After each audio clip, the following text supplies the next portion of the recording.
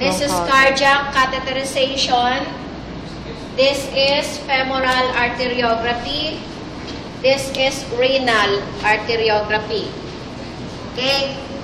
Now, sa bronchography, of course, kasama sa bronchography ang inyong trachea. Okay? Now, sa junction ng left and right primary bronchus. So, ito yung left at saka right primary bronchus. Ay yung junction niya ay yung tinatawag nating carina. Okay? Carina. Itong junction nito, ito yung left primary bronchus mo, ito yung right primary bronchus. So, yung nasa gitna ng dalawang yon, yung junction, we call that as the carina. Okay? And then, yung mga maliliit dito, ito yung tinatawag nating mga terminal bronchioles. Okay? Terminal bronchioles. And this is ito naman yung tinatawag natin tertiary bronchus. Ito yung maliliit. Tertiary bronchus yan. So, ito yung mga maliliit naman, ito yung terminal bronchioles. Okay? Tertiary. So, this is the primary. Ang secondary ay ito.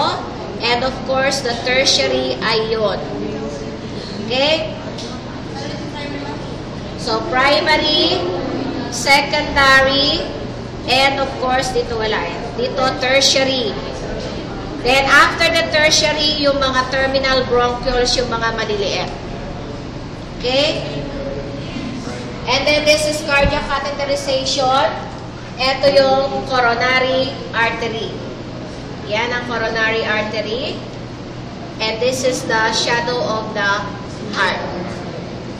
So, itong itim na to, ito yung shadow ng heart. Okay?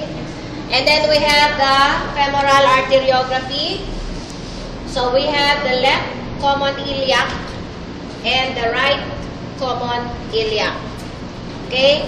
Yung paakyat na yan, this is the abdominal aorta. Okay?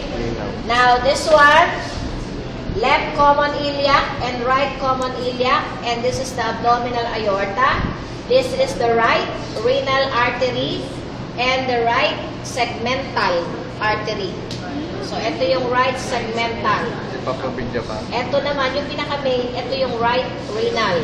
Ito, segmental artery. Okay? Abdominal aorta. Okay?